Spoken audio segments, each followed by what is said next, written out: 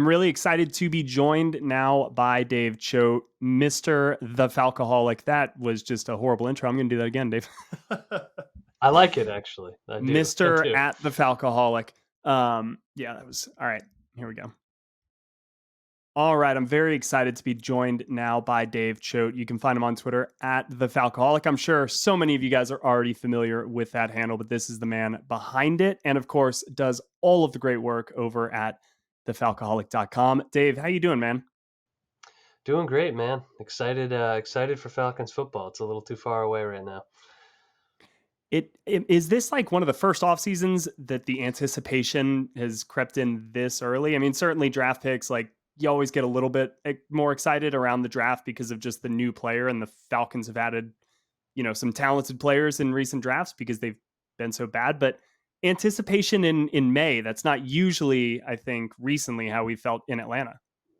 It's not, and I think back to the last time I was like this excited about the team was probably 2018, which turned out to be the wrong move. But thinking they've still got the pieces together, they can make a run. 2017 was just a warm up for them, and obviously that turned out to be not the case. But 2019 and 2020 kind of felt ominous heading in. 2021, you knew it was a new regime. Last year, you know, everything that happened in the off season kind of blew up expectations, I think. So this feels like it. It's not necessarily like a Super Bowl season. I'd love it to be one, but this is the first time that I can remember since 2018, 2017, at least, if not longer, that it feels like this team is I don't want to say a postseason lock because people are going to yell at me later if it doesn't happen. But it feels like they should be a contending football team and a good one finally. So yeah, my anticipation at least is sky high. I like the fact that you brought up 2018 because I agree. Like at the time I was working for the Falcons, and I remember talking to my boss, Matt Tabik, and just saying, I think that this is by far like the apex of what this group can accomplish together. Like this, we were talking in training camp, and I was just like, you're in year 3 of these guys like Keanu Neal and Deion Jones, and they were, really becoming stars in the league at this point before, for various reasons, it kind of dropped off for each of them. But then, offensively, you drafted Calvin Ridley. All right, was he going to bring that little bit of juice that the offense needed to get over the hump? You were hoping the offensive line problems maybe could be patched over. Sark was going into his second year there, so there were like a lot of reasons to think, okay, maybe everything coalesces. 2017 was a down year, and then unfortunately we saw, what happened in injuries, to Keanu Neal, one of them, like kind of cripple the spine of that defense. They just were never really able to get on sync. So, hopefully that doesn't happen this year. But Yeah. I definitely think that the optimism is warranted because they've made a lot of, I think sensible but also exciting moves this offseason. So what have you thought just writ large of what they've kind of done and how they've approached the post 2022 season plan? Yeah, I think it's gone really well, right? I think that one of the things that's underrated about this Falcons offseason, with the possible exception of the receiver position, where I still feel like we're going to see some change, is that this team has really Mm-hmm. built contingencies for a lot of different things. If Desmond Ritter, isn't as good as they hope he can be, you have this dominant ground game to lean on. If you have an injury somewhere at running back or tight end for a bit, you have other pieces, offensive weapons. The whole idea of I almost said formless offense, but that's not a positionless offense. There are Positionless, yeah. guys you can plug and play in different ways. The offensive line depth, at least you've got the numbers there to compete for things. And defensively, every single position battle feels like it's running deep. Maybe inside Mm-hmm. linebackers a little bit weak. So to me, that's been great to see, is that you've got the top line additions like Bijan Robinson, Jesse Bates. These are great pickups, but it's kind of how everything goes together and meshes. And for the first time in recent memory, this team doesn't need every single thing to break right for them to look pretty good this year, I think. So that's to me been the biggest thing, has been seeing how they've put this together in a way that they finally have depth. They finally have some plans that go beyond, we have to ride these three guys until the wheels fall off. So it's been great to see that come together, and the fact that this year they can hopefully get a good look at Ritter and see if he's the quarterback of the future. If he is, you're in a great position heading into next year in terms of how much cap space and draft capital you have. If he isn't, same thing in reverse. You just need a quarterback. So again, just a well-built football team is what it feels like at the moment. I completely agree. And I think all of that was really well said. Not only is this a team that looks like it bolstered its ranks to withstand kind of the grind of a 17 game season now, and yeah, especially kind of those two key areas, defensive line and in the secondary, where attrition, honestly starts from day one of training camp. Yeah, How many times do we look around the league and it's like a star pass rusher, it's an Achilles on the first day, or it's like a safety, a starting safety for a team, and you hate to see it because it's like, oh, here we go. Now we're in everything this time of year is about building up the excitement. And then in training camp, it just gets chipped away a little by little yeah, based on injuries. And that's why you just hope to get out of there unscathed. But the Falcons, I think, are doing a really good job of cushioning themselves against some of these potential injuries, which may speak to their long haul plans for the 2023 season. They expect to be in the mix. But I also think, and this is what I've been, I think, recently settling on as it all pertains to Desmond Ritter, is like, for a team in such a big position in year three. And I really think that this is, from the jump, I think we all looked at year three when they get this salary cap, relief. It's all got to start coming together then. For them to go in with Desmond Ritter, I think they're also building a team that has contingencies within the style it can play and the type of team it could be.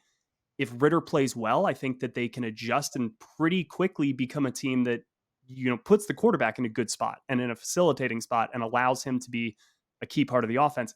If not, I think they can draw the drawstrings back really quickly, tighten everything up, and just say, all right, here's what we're going to do. Now you're going to manage this game, and we're going to kind of call games in ways that prevent you from losing it for us. And we'll manage our way through this as like a coaching set. So I think that I totally agree.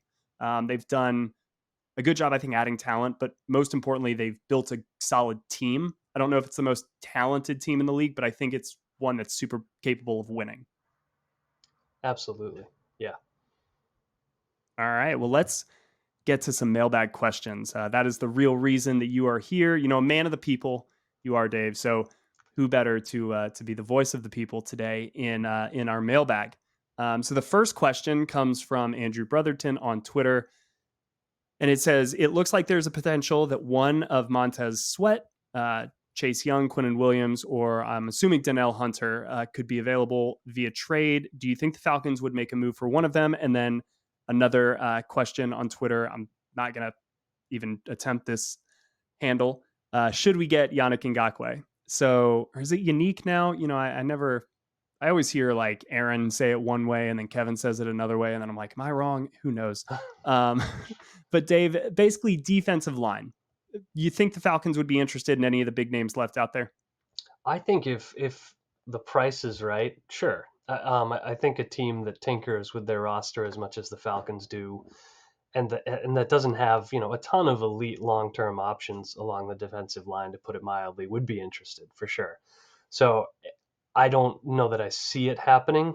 Again, price point might be one thing. Whether these guys actually become available is another. But for me, if it could happen, if you could get a guy like that, maybe really push things over the top for yourself this year without giving up a ton of capital for it, then yeah, absolutely, I believe it could happen. And my personal preference in that case would be Sweat or Williams. I'll take both. If you're offering them up for me, but that's probably not realistic. I really like Montez Sweat. I think that he would be a great fit here, and Quinnen Williams I think would be a great fit for anyone anywhere. So, again, I don't expect it to happen, so it's a pipe dream, but you could very easily talk me into it if that price comes down a little bit. Feels just like yesterday that we were all so sure that Chase Young was just going to like absolutely destroy the NFL Yeah. and become like the next Lawrence Taylor. And yeah, you just left him off that list, you chose two other guys over Chase Young. So, and I know that he's dealt with some injuries and things like that since he's come and been nicked up, but he's played pretty well at times. It's just interesting that it's like, all right, yeah, we're going to take some young pass rushers that he's left off of your personal list. But I think I disagree a little bit, Dave, because while they are going to always continue to add to the roster, and that's something that all teams say, but I think the Falcons have done a good job of kind of like not just making the moves to make the moves. Like I think that they actually do them thoughtfully and intentionally, and they do make plenty of moves. I mean, like the last, we're recording on a Monday. This was a very busy Monday for the Falcons, so they like to make some moves, but they already have 10 defensive linemen on the roster. They've added to it. Kind of if you're going to count the outside linebacker edge player in there, that remains to be seen exactly how that hybrid look under Ryan Nielsen is going to differ from how it looked under Dean Pease. So I don't know whether to include those guys, but you did add a Bud Dupree, like if you want to count him. But we could also just say, all right, Calais Campbell, you drafted Harrison, you also added David Onyemata. Like I think that they are going to throw a lot of things at the wall, pass rush wise, and it's going to be a little bit of a by committee approach. I think you're going to see a Caden Ellis with like 5 sacks, and I think you're going to see a Calais Campbell with 4.5, and I think you'll see Grady, lead the way with 7, and they'll just kind of like Yeah. piece together a competent pass rush. But at some point, it gets a little bit redundant, and yeah, maybe if you go after like a Montez Sweat or a Chase Young or somebody young like that who's got the elite upside, like that is different. They don't have somebody like that, unless you're super high on Arnold Ebiketie. But anybody like a Yannick Ngakoue, that's redundant to me now. If you're gonna bring in just another one of those like veteran pass rushers who, you know what you're getting in them, all of that. Like the Falcons have a few of those guys on the roster. I think that's what they're banking on.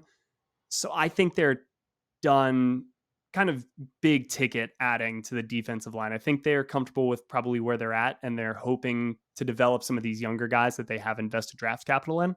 I would be a little bit shocked if they all of a sudden just traded. I'd be very pleasantly surprised, but Yeah. if they did just trade for Quinnen Williams, that would be the first time that I'm like, huh, okay, I don't know if I fully immediately know kind of what you guys are doing here. And I think that's fair. You know, to your point, there are a lot of bodies here already, and there are guys that they like long term developmentally. There are guys they like in the short term, and it would be sort of rolling some of that back because you'd have to get rid of some of those guys, at least one of those guys that you expect to be a pretty valuable contributor to make that work. Um, if things stretch out into the summer, if they don't like the way the group looks, if there is an injury, Mm-hmm. again, if there's that steep discount, I could still definitely see it happening. Um, but to your point, like from the way they've built the roster to this point, that just adds to the unlikelihood of this actually happening. Yeah. But it is a fun thought. It is a fun thought, but I think they're honestly like just as thrilled that Eddie Goldman is kind of like coming back Yeah. out of retirement, like as they are, with being like, sure, let's go sign, just that kind of next mid-level pass rusher. So yeah, I think that they're pretty set on the D line. Not saying it won't happen, but I would be surprised. Second question comes from our friend Nick Pentakoff on Twitter. How many total points and rushing yards do you think the Falcons score on their way to a 20-0 record? And I know this question is, a little bit made in good humor and everything, but I thought it was interesting, right? So if we sit here and look back at, all right, how many points do we expect them, per game basis, and then rushing yards. So I did crunch the numbers on those two specific stats. But before I kind of get into all the nerdy, just data and whatever, Dave, did you give any thought, consideration? Do you have a prediction or anything for this question?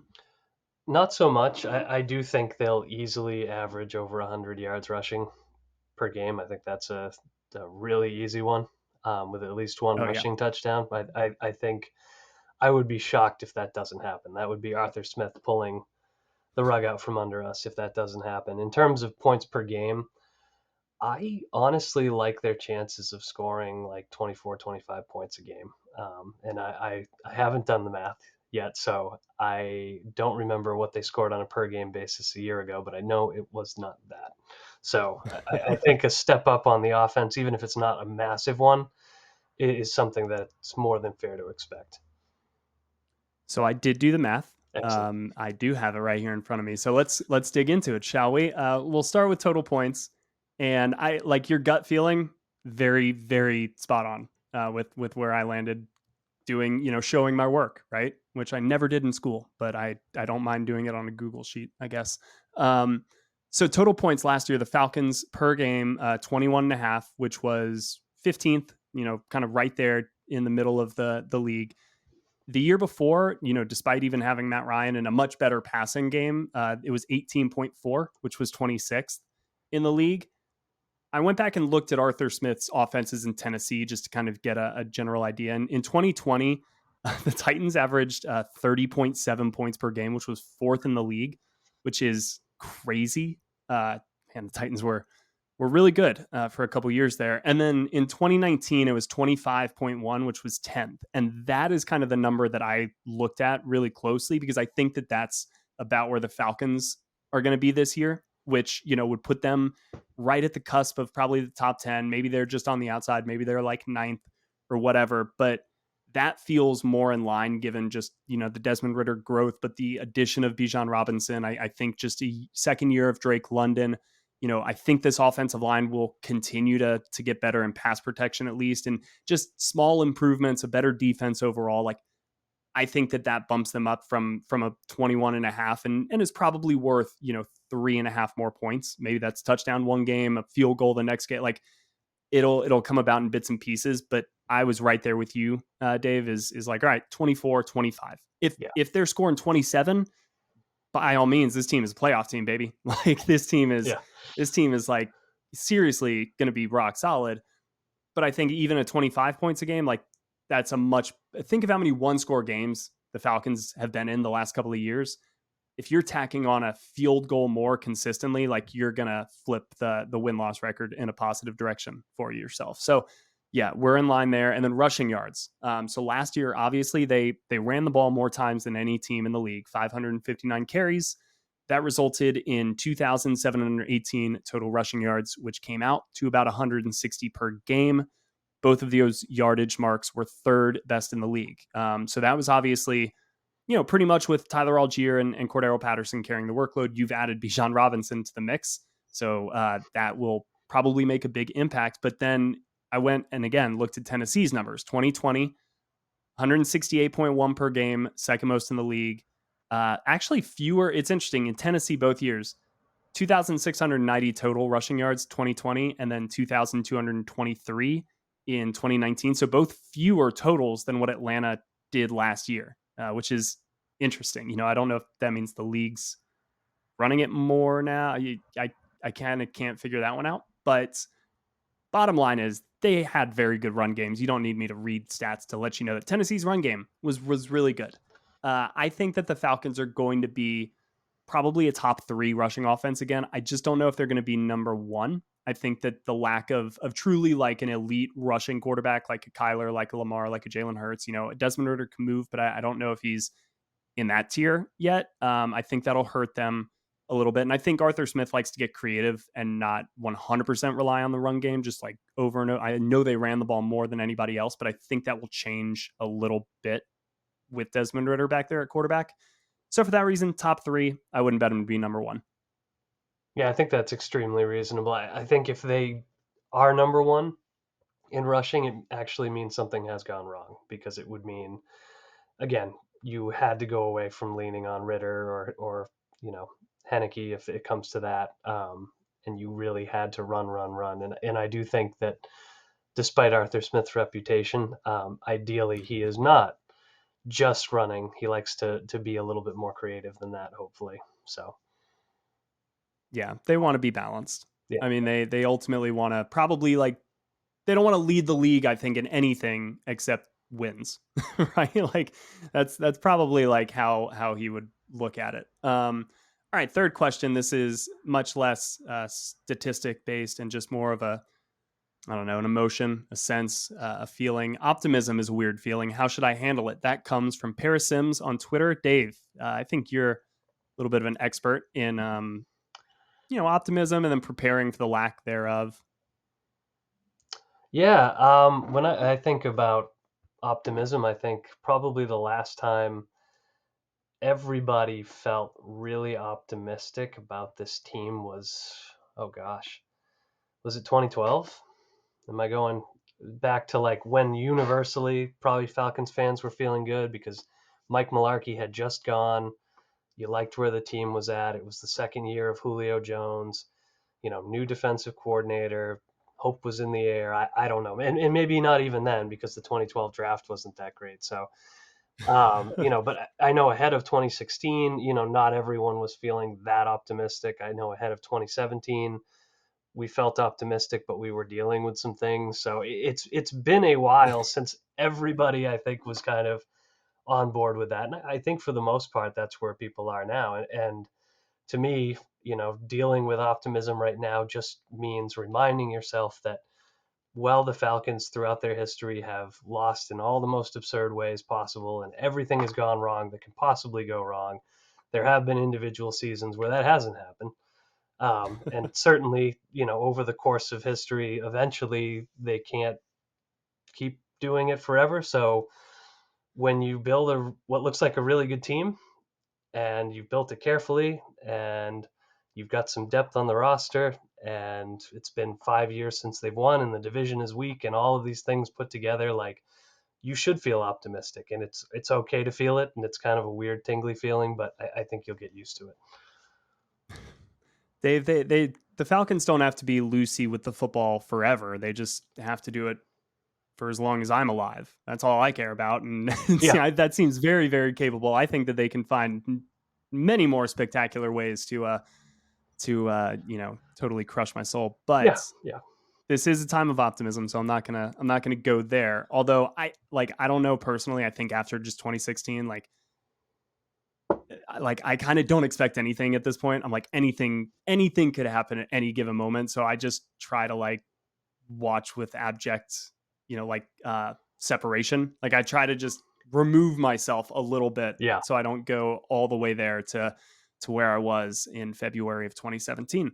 But optimism and in terms of how to handle it. So I went to this from a very practical place because Dave, I knew that you would have kind of just all right, here's how you go about it emotionally. So one thing that Yep. I've always liked to say when you're watching a bad team kind of week to week, and the Falcons have been much better than bad teams typically are, even though ultimately, they've not reached playoffs, they've failed in their objectives, what have you. But when you're watching a bad team, you kind of have to focus more on individual players or specific skill groups because you're just or position groups because you're just trying to find things that work because the collective whole is not good. Like that's the definition of a bad team, right? So you're just looking for the answers. But I think when you're watching a good team or a team that you expect to be good, you then have to watch how the individuals and position groups complement and play off of each other and feed into each other. You want to see how your pass rush is allowing your secondary to take chances on the ball to then pick off some passes. You want to see how your special teams, and the Falcons did a great job of this last year, pins a punt deep, puts your defense in a great position. They then turn around with a 3-and-out. Now you flip the field. So good teams do those little things intra positionally or intra playerly. That's not a word. At a really, really high level. And that's what allows the greater whole of the individual parts to be much better. So that's kind of where my head's going to be at looking at this team starting in training camp and then moving forward is just all right, how do the wide receivers mesh with the offensive line in the run game? How do the linebackers communicate with the defensive line because you're sending Caden Ellis on a blitz? How do they now all these pieces fit together? Because it's not just, well, that's on the linebackers, but we can't trust the linebackers. So yeah, the zone coverage just fell apart. It's yeah, because you're not dealing with all the best stuff. Watch the safeties. Let's see how they play zone coverage. So yeah, so that's kind of actually practically how I would go about watching a team that's good. And so the reason for optimism is definitely warranted. Yeah, it is. And I think, it's just kind of reminding yourself that at least before the inevitable big blow up that they do, like you alluded to, that as long as they are reasonably healthy and as good as they look on paper, then they'll give us some fun games. And it's kind of important, I guess, to be optimistic about that. And I'm not optimistic about much, and I usually find a way to be optimistic about the Falcons. So if I can do it, anybody can. It's a good point. I try to be optimistic about the Falcons as well, even though, yeah, I'm not usually. So, Yeah, like, you yeah. got to believe in your teams. You got to believe in something, man. All right, the fourth question here, and this will be a quick one, I think. Is Caleb Huntley going to be in the mix? And that comes from Tim Bryant on Twitter, and I think so. I think that's a plan. But he obviously suffered an Achilles injury late in the year. So, Dave, do you know what's the latest status? Have we heard anything on Caleb Huntley? I don't think we really have, and my hope is that recovery is going well, and that we will Mm-hmm. see him at least late in training camp getting moving. But it would not surprise me at all if we see him start the year on the pup list, and sort of he gets into the mix hopefully down the line. I do think that ideally the Falcons look at him as somebody who is in that backfield.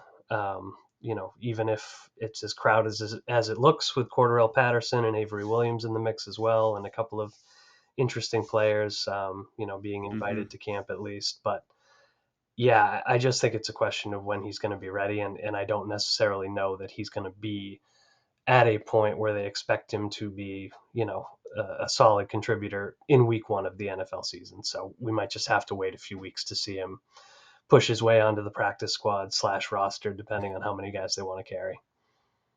Yeah, that's a tall task, even for a player like Caleb Huntley, who shocked Arthur Smith by staying in the game after even tearing his Achilles. So yeah, that dude seems like an absolute animal. I won't doubt his ability to get back onto the field and be super effective. We just don't know when that will be. And so when he is able to go, I'm sure coaching staff was impressed with him last year. He earned every opportunity that he got. And I would guess early on you'd see a heavier dose of Cordarrelle Patterson because he'd probably be the player that down the stretch you'd maybe look to rest a little bit if things are going your way. And that's probably when Caleb Huntley comes back. And then, you've got a little bit of a handoff of the baton there. So yeah, I expect Caleb Huntley to be back in the mix at some point in 2023. So fifth question here is from Jason Carrera. I hope I'm saying that. Carrera. I'm going to say Carrera.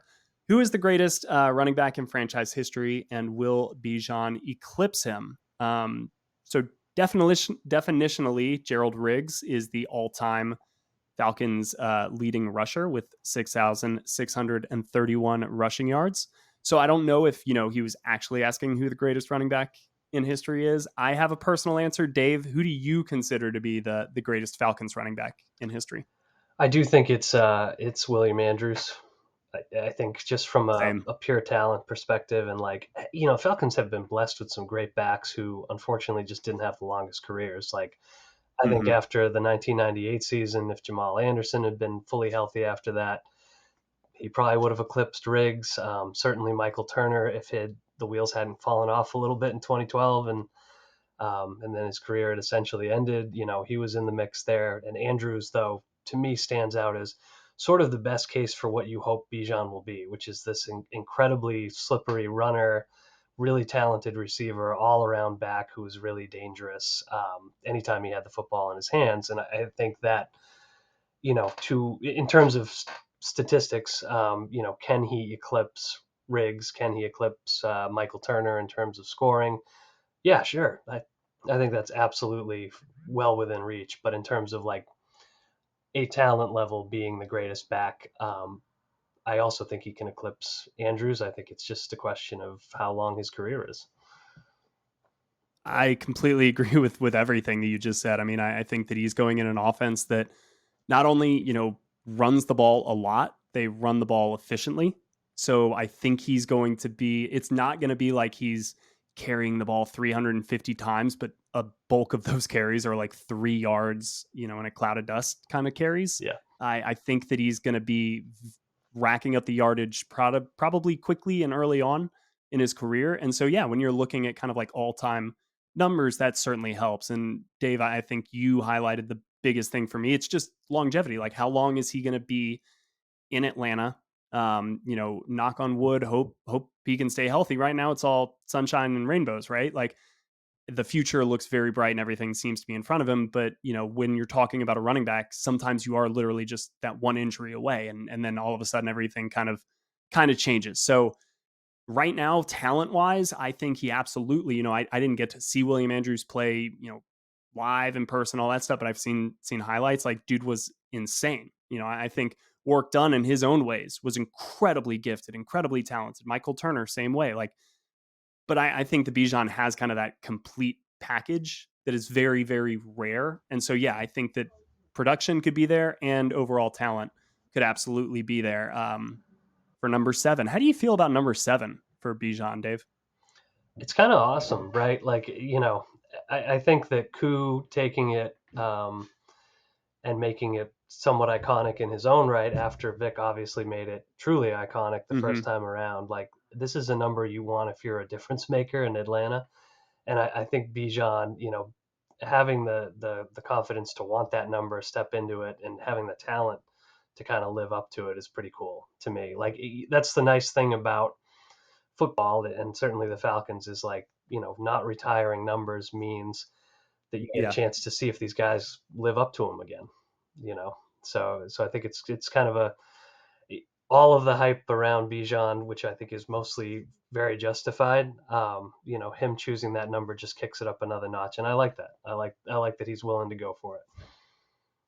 It's definitely going to be cool that he's in number 7. I mean, like that is objectively an awesome, just a really cool looking number, carries a lot of significance here in Atlanta. It's just like a cool number. I just hate the fact that like you're going to take it away from Young Wei Koo, who is like the only great thing that this franchise has had going for it for a little bit now. Yeah. Like I love Young Wei Koo. He is by far the most consistent contributor on this team. I stand by it. I just hate that he had to give it up. They should have 2 number 7s. He should be Young Wei Koo should be like 007, and then Bijan Robinson could just be number 7. Yeah, We'll why start don't that petition. we should get the zeros back out, the double Should zeros get on everything. I 100%. Yeah. Yeah. Get the zeros, start using emojis. Like just give somebody the eggplant emoji jersey. I'd love to see that. But anyway, I digress. 6th question here, and we've got just 2 left. So with all the recent defensive back signings, trades, and draft picks, are 2 of these players, Darren Hall and D. Alford's roster spots in jeopardy? And that comes from Mr. GSPN on Twitter. Dave, I'll let you go first. Darren Hall, D. Alford. Yeah, so I just kind of did this out the other day because I was looking at, camp battles for summertime, and which ones might be most interesting. And I looked at cornerback, and I kind of decided in my head that, D. Alford is a pretty reasonable bet to make it, just because I think he's really talented. I think that's evident. He played well sort of everywhere last year, and I don't think Mike Hughes is a long term solution for them. So even though they're going to keep him, I think Alford kind of sticks as the 6th guy, which to me it is probably one or the other out of Darren Hall or D Alford, and I think that for Hall, that he can kind of play outside and inside, but I think the fact that the team benched him down the stretch in favor of Cornell Armstrong is not necessarily a great sign for him. And I say that as possibly the biggest Darren Hall fan in the world. I was very convinced that he was going to step in and do a really good job. So, I'd like to see both make it. I think one of them, if they don't make it, could land on the practice squad, certainly. But to me, if you're asking, are they one or both in jeopardy, I think it's probably more likely Hall than Alford. But with the numbers game, it really could be both. It could be. There's just a lot of talent on hand here and a lot of bodies, and that's after they cut 2 guys, right? Mm-hmm.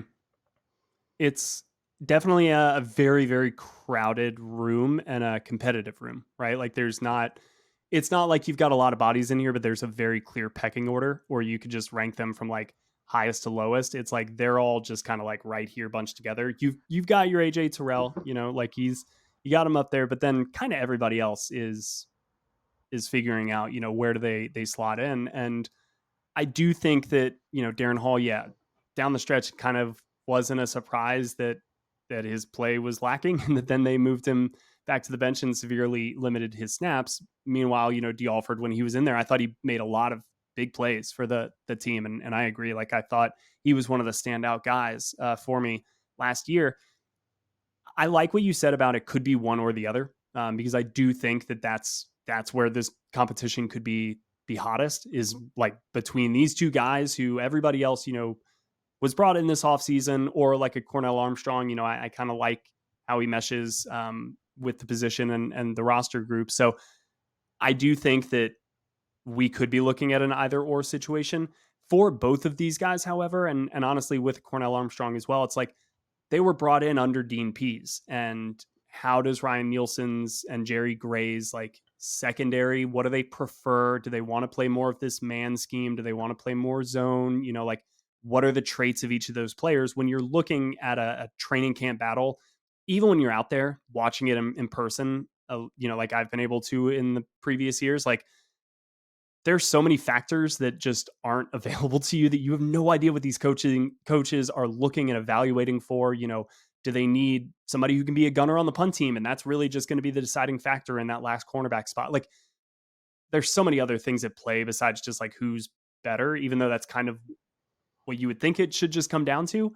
But that's a long way of saying I think it's going to be D Alford if I had to guess right now, just purely the way that played out. But again, the coaching staff on the defensive side of the ball is a little bit different. Maybe that doesn't matter as much. And maybe Darren Hall with the draft pick pedigree, maybe that gives him a leg up. So it's one of those spots I definitely think we should be keeping an eye on, Dave. For sure. And I do think if you lock in, the top three, AJ Terrell, Jeff Okuda, and Clark Phillips, and then you assume that maybe they like Hughes and Flower, like it gets crowded so fast. Like there are just going to have to be guys that you don't keep. And I do think that Flowers, if he has a good summer, his sort of cornerback and safety potential versatility gets him a spot too. So you could be talking about 6 interesting younger players fighting over one roster spot, which is a little bit crazy. And that's kind of going back to what we talked about at the beginning of the show, right? Like the way they've built this depth up a year ago, that just was not the case at cornerback or really anywhere else. It's a good problem to have, though. It's a good problem to have. Yeah. And they've said they want competition. They're going out to get it. So we'll see. And again, like sometimes if injuries happen, maybe these things work themselves out naturally, right? Like that's part of the calculus here as well. It's like the more competitive our camp is, again, maybe the more insulated we are against some of these pitfalls that other teams can find themselves in, because they're in our camp. They're not in other teams' camps. Yeah. So, all right, last question for you, Dave. This one comes from me at Will McFadden on Twitter. What is the Falcons schedule was released last week. So I want to know, after looking at it, what is your toughest 3-game stretch, the easiest 3-game stretch for the Falcons, and then just your personal favorite 3-game stretch? I can go first, or have you had a chance to look over it and make your picks? Yeah. So I would look at the easiest 3-game stretch to me. I'll start with that. Is the October 8th through October 22nd, which would be the Falcons are home against the Texans and the Commanders. So, a exciting but promising, but also unfinished Texans team. The Commanders potentially with Sam Howell under center, kind of. I don't know where they're going forward or backward, and then the Buccaneers on the road, which to me that's 3 relative cupcakes, right? You don't know how good Washington's going to be at the end of the day, I guess, but the Texans and the Buccaneers should both be pretty bad this year, and Washington could very well be. I think actually. Oh, go ahead. Yep. I have the same 3-game stretch. We have the exact same thing. So I didn't mean to interrupt you there, Dave. Keep going. But I just wanted to back you up on that, because I agree. I think that the Texans, we all know the Texans, Commanders. I'm not a big believer in Sam Howell. I kind of think the Baker Mayfield thing, and like we know exactly how that's going to go. I can already see it in my head right now. So yeah, I think it's a very doable stretch for the Falcons. I think so too, and I think the toughest stretch I've been going back and forth on this a little bit. Sort of what is the most difficult one, and I think it's probably early on, and it's just a quirk of the schedule more than anything. You've got the Packers at home, and I don't know how great the Packers will be with Jordan Love, but they should still be a decent football team. They've got a strong ground game, pretty good defense, and then you immediately have to go and face the Lions at home, which I think will be tricky. I do think the Lions maybe take a little step back, but I think how weird their draft was is sort of messing with people's perception of how good they can be a little bit. And then you have to, fly across the Atlantic a week later to face what I expect to be a very good Jacksonville Jaguars team with Calvin Ridley in London. So, there are other stretches there where 2 out of 3 are tough, or maybe all three are pretty good teams. But I think Mm-hmm. sort of early on in the season when you're maybe still figuring some things out, playing a relatively tough team, and then a pair of road games against good teams, that's a good test of your mettle, right? So I think that'll Yeah. probably end up being, if they come out of that, 2-2 or 2-1 or even 3-0, like I'm going to feel really, really good about where they're at. We again, same exact thing. We should have probably corresponded on this a little bit before, but no, it's great because I agree with everything you said. I think the Lions game on the road is going to be tough. I think the Packers are still a good team. A lot of talk about the quarterback situation, but Jordan Love's had time to prepare. It's not like this is a totally new rookie coming in to just start. I mean, they'll know what they want to do with him. And then the Jags, yes, I absolutely think that they could, if everybody stays healthy and they, kind of keep building on what they did last year, the AFC once again, man, could just have all of the good teams Yeah. in the league. Yeah. If like another AFC team jumps into that realm, my God. But then when I was looking at those holistically, so our toughest 3-game stretch is weeks 2 through 4, followed by the easiest stretch in weeks 5 through 7. So you're saying, look, if the Falcons are 3-0 during that stretch, like maybe that's a bellwether for like how good this team is going to be. But I would also say maybe look at it the other way. And if they're 1-2, or like if they start this season 2-3, maybe then the toughest part is behind them. And maybe then, all right, they start to make up some ground. So don't panic if it's too early. But that being said, if they come out of the gates pretty hot, like that's maybe a great sign for where they're headed this season. So let's finish it off with your favorite 3-game stretch, which I'm really curious to see if we have the same answer here, because this is entirely subjective. Yeah, I think it's, boy, that's a little bit trickier. I think I kind of probably cheated on my mine. favorite 3-game stretch is the one at the end of the season, because you're getting sort of an interesting blend of games. So you have the Colts and Anthony Richardson, who I think is going to be Hmm. a challenge to defend, even if he's a little bit inconsistent in his first year. We know that the Colts are probably not as bad as they were last year with that train wreck. So interesting game there. Then you have the Bears with all those storylines that the Bears bring to the table with Justin Fields.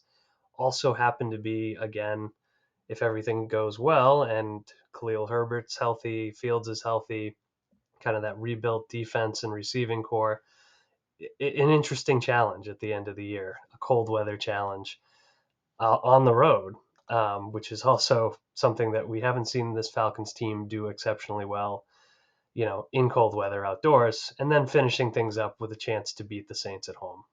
To me, it's an interesting stretch, and so it's probably my favorite, other than just saying the cop out answer, which is my favorite stretch is the easy 3-game stretch where I can see them going 3-0.